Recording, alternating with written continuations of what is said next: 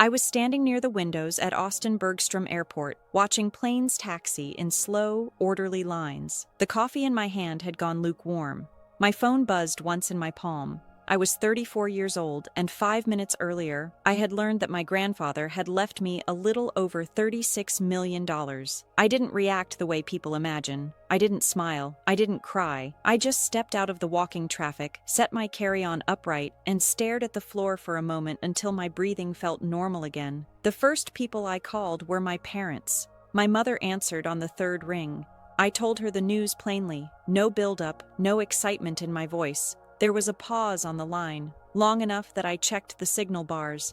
Then she said, very evenly, "Money changes people. Don't expect us to celebrate." My father took the phone from her. I could hear the shift, the faint rustle. His voice was flat. "You should be careful. Things like that don't end well." That was it. No questions, no congratulations. No curiosity about how I felt standing alone in an airport with my entire future suddenly rearranged. I said goodbye first. They didn't try to keep me on the line. I stood there for a few seconds, watching a child press his face to the glass while his mother adjusted his backpack straps. Everything around me felt normal, almost too normal. I called my younger sister next. She picked up quickly. I told her the same thing, the same way. She laughed once, not amused. Not warm, just sharp. "Well," she said, "don't expect a parade." Then she added quieter, "Some people don't survive that kind of luck." The line went dead. I didn't call anyone else. I walked out to the parking garage, the air thick with heat and the smell of fuel. My hands were steady when I unlocked my car. I sat there for a moment before turning the key, letting the silence settle. I wasn't angry. Mostly I was confused. I hadn't asked for approval, I hadn't wanted praise, I just hadn't expected distance, not that kind. The drive out of the airport was slow, red brake lights stretched ahead of me like a quiet warning. I kept replaying the calls, searching for something I'd missed. A tone, a hesitation. Anything that explained why the people closest to me had suddenly sounded like strangers. That's when the headlights appeared. They came from my left, too fast, too close. A truck. The horn blared once, long and deliberate. Tires screamed. The steering wheel jerked in my hands. I remember thinking, very clearly, this is wrong. Metal folded, glass exploded. My phone slipped from my grip and disappeared into the dark space near the pedals. Then, everything went quiet. When I woke up, there was a steady beeping sound and a soft, white ceiling above me. My mouth tasted like metal. My body felt heavy, pinned in place. I was in a hospital room. No voices, no footsteps, no familiar faces waiting in the chair by the wall, just the monitor, the light, and the slow realization that no one had come. As I lay there, staring at the ceiling tiles, I noticed something on the side table that didn't belong to the hospital. My phone was gone, and for the first time since the airport, I felt something settle in my chest that wasn't confusion. It was certainty. Something had already started moving, and I was behind it. So I stayed still, and I waited. The next time I woke up, the light in the room had shifted. Late afternoon, maybe. The blinds were half open, and I could hear the faint squeak of a cart somewhere in the hallway. Pain sat under everything, steady and blunt. Ribs, shoulder. A deep ache that made it hard to take a full breath. I tried to roll slightly to my side and stopped when my body told me not to. The empty chair by the window was still empty. I watched the door for a while. Not because I expected anyone to walk in, but because it gave my mind something simple to do. Open. Close. Footsteps. Silence. A nurse came in a few minutes later. Her badge said Marisol. She moved with the calm efficiency of someone who'd done the same routine 1,000 times. Check the monitor, adjust the IV, ask me to rate my pain. When she stepped away to write something on the chart, I asked, "Did anyone come in for me? Family?" Marisol didn't answer right away. Not evasive, just careful. Then she nodded once. "Your sister was here yesterday." "Yesterday," I repeated, mostly to keep my voice level. Marisol kept her eyes on the chart. She said she was taking care of things. "Your phone was on the side table, and she asked if she could hold it for you. She said you wouldn't want it lost." I stared at the spot where the phone should have been. "Did she leave a number?" Marisol's mouth tightened slightly. "No, but she was busy." "Busy," I said again. Marisol turned the page on the clipboard, then lowered her voice. I don't usually say this, but she was tapping through it, deleting things, notifications, messages. I thought maybe it was private medical stuff, but it didn't look like that. My skin went cold in a slow way, like the air conditioning had suddenly dropped. What did it look like? I asked. Marisol hesitated, then said, Bank alerts. At least that's what I saw on the screen. I didn't move. I kept my face neutral and let the words land fully before I did anything with them. Thank you, I said quietly. Marisol nodded once, like she was relieved I didn't ask more, and left the room. When the door closed, the room felt tighter, not claustrophobic, just aware, like the space itself was paying attention. I reached for the hospital phone and dialed my sister's number from memory. She answered on the second ring, bright and soft like she'd been rehearsing. Claire, oh my God, you're awake. Her voice had that smooth sweetness people use when they're trying to sound close. It didn't match what she'd said to me at the airport. Where are you? I asked. A pause, then a small laugh. Not kind. You're in the hospital. You want me to bring balloons or something?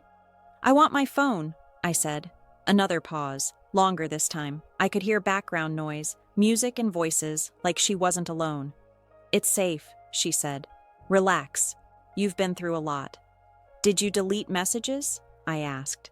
Her breath shifted. She didn't deny it. She didn't confirm it either. She just let a thin silence hang there like a test.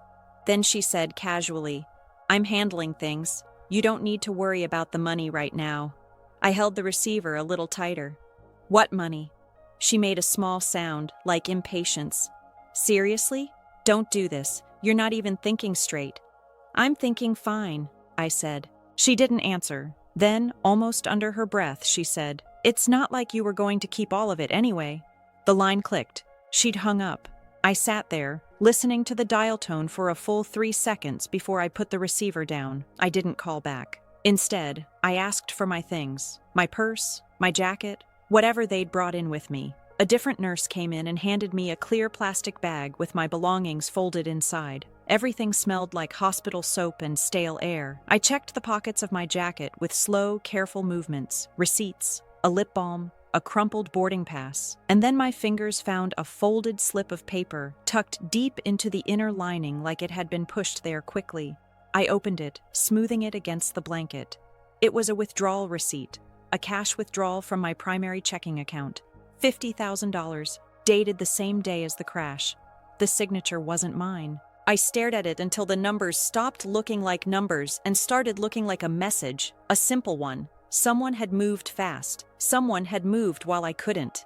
The beeping from the monitor kept time in the background, steady, patient. I picked up the hospital phone again, not to call my sister back, but to call the one person my grandfather trusted more than anyone, his attorney. I dialed the number from the paperwork I'd seen once at the will reading, and when he answered, his voice was calm, almost too composed. "This is Ethan Rowe," he said. I swallowed once.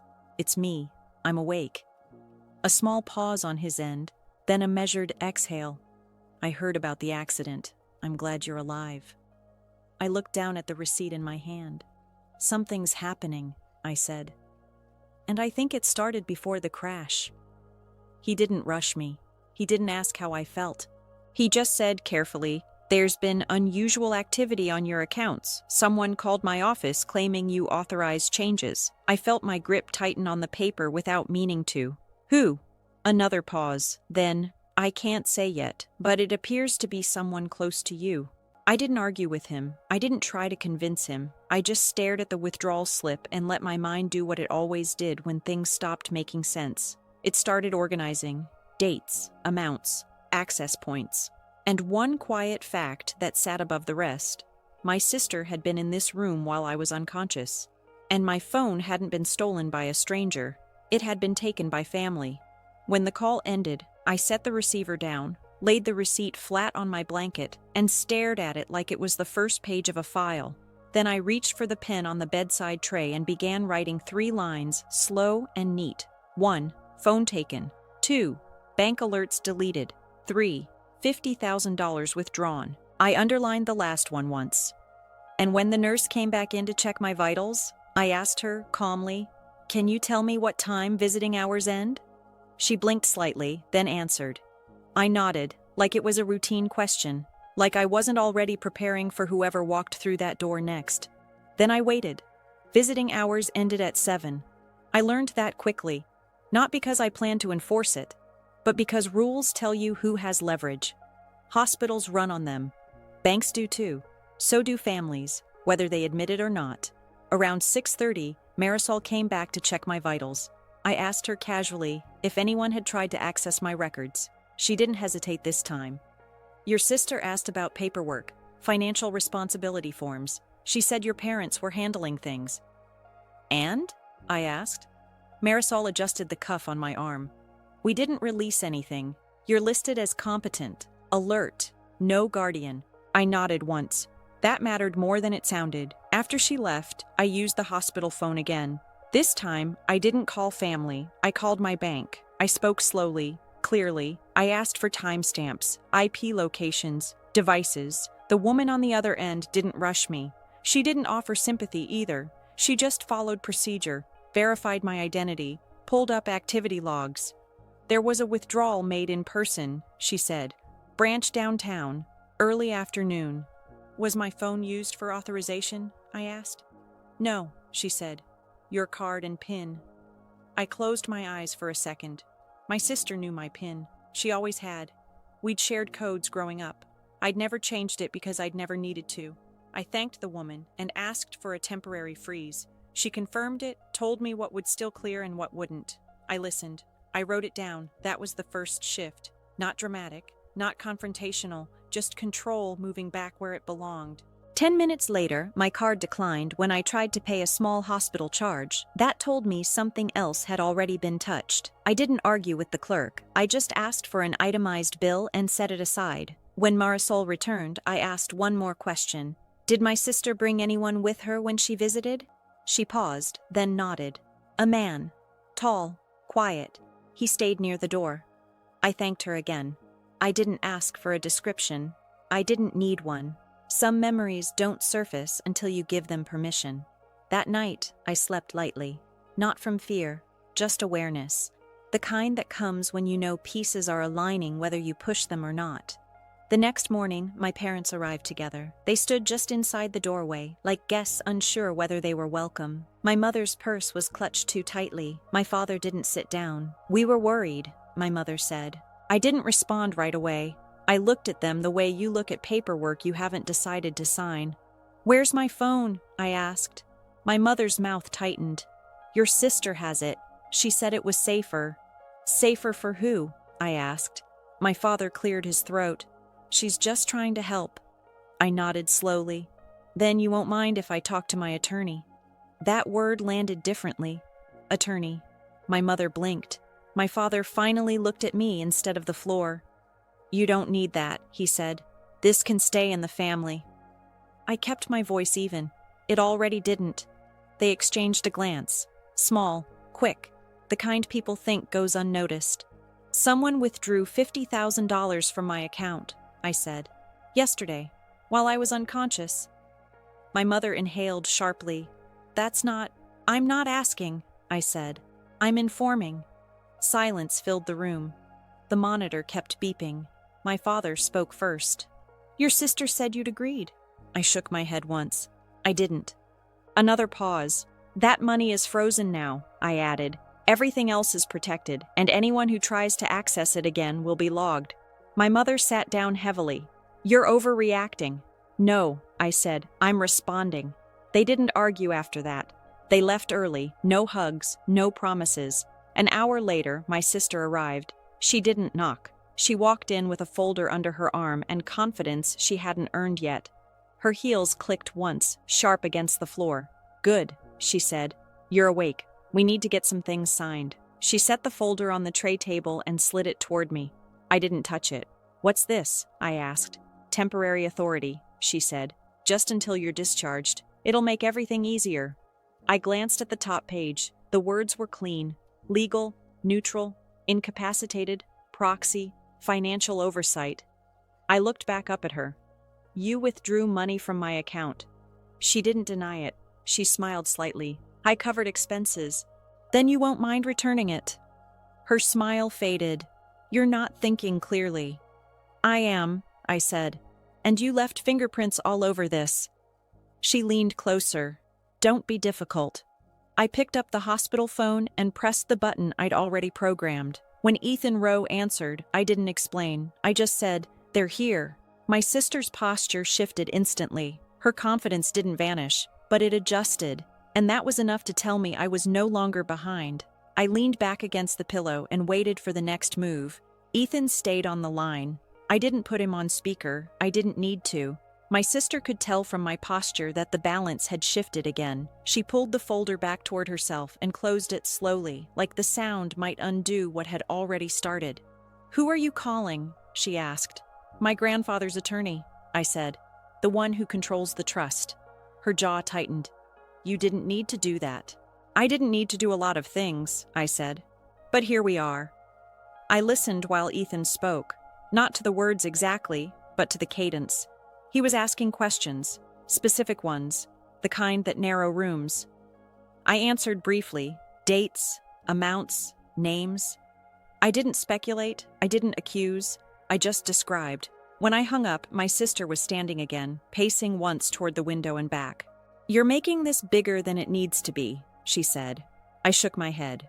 No, I'm making it precise. She stopped pacing. You were in an accident. You're on medication. No one would fault us for stepping in. Step 1, I said calmly, is medical assessment. I passed it. She frowned. What? Step 2, I continued, is documented consent. You don't have it. Her eyes narrowed. And step 3? Step 3, I said, is motive. She laughed once, sharply. You think this is about money? I think, I said, that you deleted my bank alerts, withdrew cash, tried to access the trust, and brought paperwork to a hospital bed. I let the silence sit. She exhaled through her nose. You always think you're smarter than everyone. I don't, I said. I just pay attention. There was a knock at the door. My parents stepped in again, slower this time. My father avoided my sister's eyes. My mother's hands were shaking. What's going on? My mother asked. My sister spoke quickly. She's confused. She thinks... I think, I interrupted, that someone tried to take legal control of my finances while I was unconscious. My father finally looked up. Is that true? My sister hesitated. That was enough. I reached for the pen and flipped my notepad toward them. The 3 lines were still there. I added a 4th. 4. Authority requested without consent. I'm not signing anything, I said. And neither are you. My mother's voice wavered. We were just trying to help. You were following, I said gently. There's a difference. Another knock. This one didn't wait for permission. A man stepped in, tall, wearing a neutral jacket and a polite smile that didn't quite reach his eyes. He stayed near the door, hands visible. My sister stiffened. This is my husband, she said quickly. I looked at him, really looked this time. Something shifted in my chest, not panic, recognition. Not his face exactly, his posture, his voice when he spoke. I'm here to support my wife, he said. I nodded slowly. What's your name? He paused. Mark, I held his gaze. Your last name? Another pause. My sister stepped in. That's not relevant. It is, I said, because 5 years ago, in Nevada, I married someone who looked exactly like you. The room went quiet. The man's smile collapsed. My sister turned sharply toward him. That's ridiculous, she said. Is it? I asked. I reached for the hospital phone again and pressed a button. Ethan's voice came through immediately. I'm still here. Run the name Mark West, I said. And Charles West. The man swallowed. My sister didn't speak. My father sat down heavily.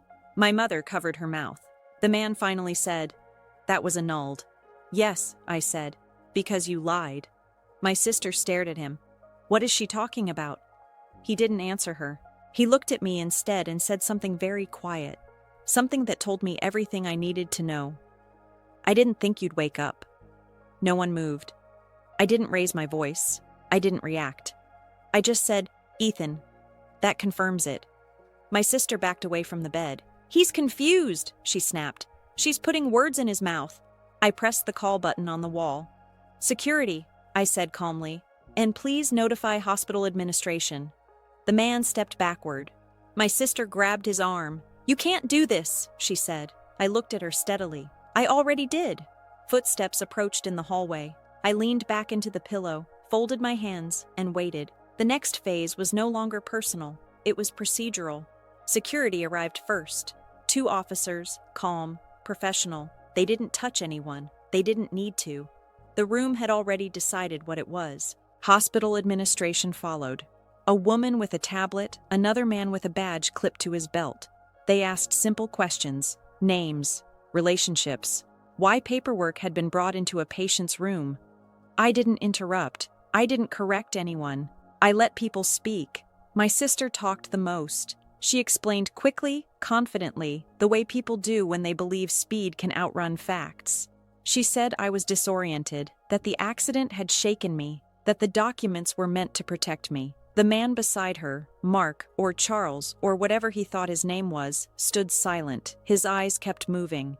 Door, window, floor. When it was my turn, I didn't tell a story. I stated reality. "I'm alert," I said, "cleared by staff. I did not authorize any withdrawals. I did not authorize proxy control. My phone was taken without consent. My financial alerts were deleted. And the man in this room was legally married to me 5 years ago under a different name. No emotion, no emphasis, just sequence." Administration asked him directly, "Is that accurate?" He hesitated. That hesitation mattered more than any answer. Then he spoke, not loudly, not confidently. "Yes." My sister turned to him sharply. "What are you saying?" He rubbed his hands together. I thought it was over. I thought she'd never surface again. Silence followed. Heavy. Final. Security stepped closer, not aggressively, just enough to close distance. Hospital administration asked for IDs. The names didn't match. That was enough to pause everything else. My parents hadn't spoken in several minutes. My mother finally whispered, "We didn't know." I looked at her, really looked. "You didn't ask." She looked down. The man, Charles now, started talking too much. People always do when they realize silence won't save them. "She planned it," he said, pointing at my sister. "The money, the paperwork, the truck. She said it would look like an accident." My sister spun on him. "Stop!" He didn't. "She said if you didn't wake up, it'd be easier." The words hung there. No gasps, no shouting, just the sound of someone's breath catching in the corner. I didn't feel shock or relief. I felt clarity. Hospital administration stepped out to make calls. Security stayed. One officer gently asked my sister to sit. She didn't. "You're lying," she said to me. "You're doing this because you hate me." I shook my head. "I'm doing this because you tried to erase me." She laughed once, sharp and breaking. "You think you've won?" I met her eyes. "This isn't a competition." She lunged toward the bed then, fast, unthinking. One of the officers intercepted her easily, guiding her back without force. "That's enough," he said. My parents stood frozen. I picked up the hospital phone one more time. "Ethan," I said, "are you recording?" "Yes," he said. "Everything." "Good," I said. "Please forward this to law enforcement." My sister's composure finally cracked. "You can't do this," she said. "I'm your sister." I nodded once. "That's why this hurts, not why it stops." Sirens were faint in the distance, growing closer. I didn't watch her anymore. I watched the doorway. When the police arrived, they didn't rush. They didn't dramatize. They asked for statements, IDs, documentation. I handed them the withdrawal receipt. I gave them dates, times, names. Charles was cuffed first. He didn't resist. My sister was next. She fought it, not physically, verbally. She demanded explanations, claimed misunderstandings, blamed everyone else. No one argued with her. They didn't need to. As she was led out, she looked back at me. Her face wasn't angry anymore. It was empty. My parents stayed behind. They didn't apologize right away. They didn't say anything at all. When the room finally cleared, Marisol came back in quietly and adjusted my IV like nothing extraordinary had happened. "You did the right thing," she said softly. I nodded. But inside, I wasn't thinking about right or wrong. I was thinking about what comes after containment, because exposure is only one step, and I wasn't finished yet. Then I closed my eyes and waited for the next call. 5 days later, I was no longer in the hospital. I was in a quiet, short-term apartment arranged through my attorney's office. Neutral furniture, white walls, a door that locked solidly, the kind of place designed for clarity, not comfort. My body still ached when I moved too quickly, but my mind was steady, clearer than it had been in months. Ethan arrived mid-morning with a slim briefcase and a paper coffee cup he didn't touch. He set everything out on the table in a clean line before sitting down. "We have confirmation," he said, "from multiple directions." He didn't rush. He didn't soften anything. Law enforcement had pulled traffic camera footage from the highway near the airport. The truck didn't drift. It swerved, deliberately, once, cleanly. The driver had been identified, paid in advance. Ethan slid a bank statement across the table, a wire transfer, $10,000, sent from an account my sister controlled to an intermediary linked to the driver, dated the day before the crash. No commentary was needed. "There's more," Ethan said, opening his laptop. An email appeared on the screen. Short, direct, from my sister's account. "Make it quick. No mistakes." Below it, another message sent an hour later. "She can't walk away from this." I felt the weight of it, but not the shock. That part had passed. "What happens now?" I asked. Ethan answered without hesitation. "Charges are filed: fraud, conspiracy, attempted murder. Charles is cooperating. He's given a full statement."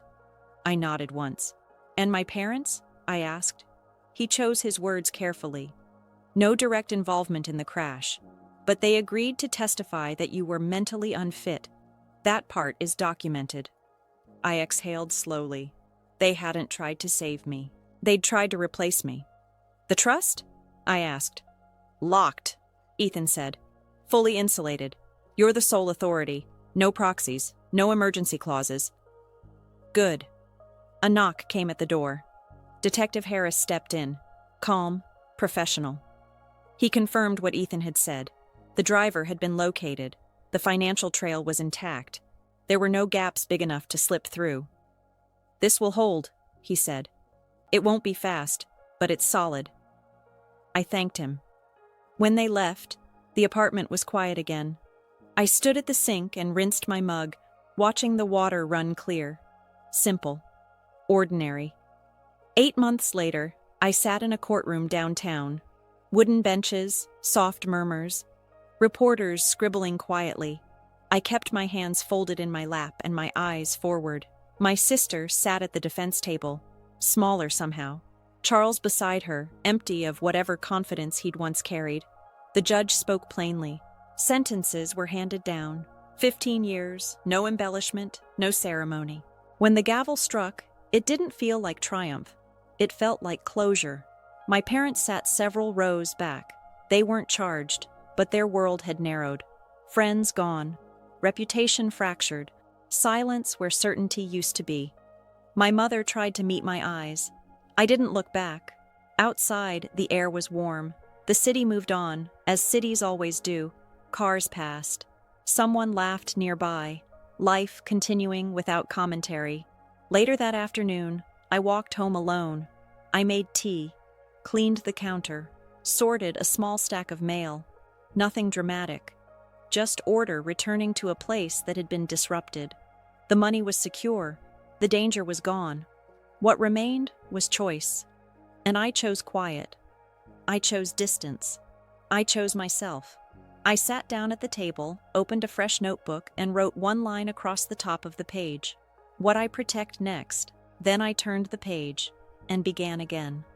Mornings are quiet now. I wake up early, before the city really moves, and make coffee the same way every day. Same mug, same spot by the window. I don't rush it. I let the steam fade on its own. The apartment is small, but it's mine. Clean counters, shoes lined up by the door, papers sorted into folders that actually mean something now. Nothing hidden, nothing waiting to surprise me. Sometimes my phone lights up with unknown numbers. I don't answer. If something matters, it comes through the right channels. That's one of the rules I kept.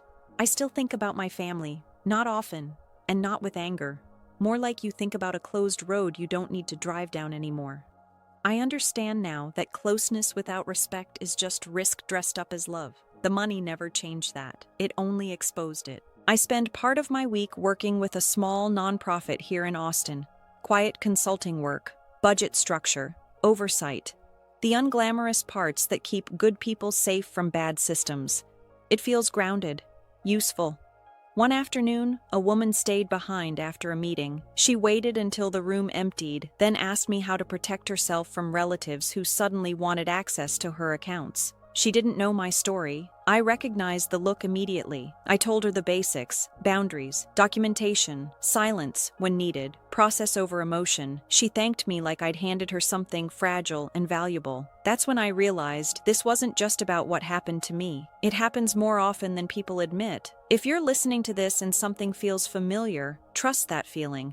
You don't need drama to justify protecting yourself. You don't need permission to slow things down and get things in writing. Clarity is not cruelty. If this story stayed with you, take a moment to like and subscribe. It helps this channel reach people who might need to hear something calm and honest tonight. And if you're comfortable, tell me in the comments which city you're listening from and what time it is there right now. I read more of them than you might think. 2 more stories will be waiting for you next. Ones that a lot of people come back to again and again. Until then, take care of what's yours.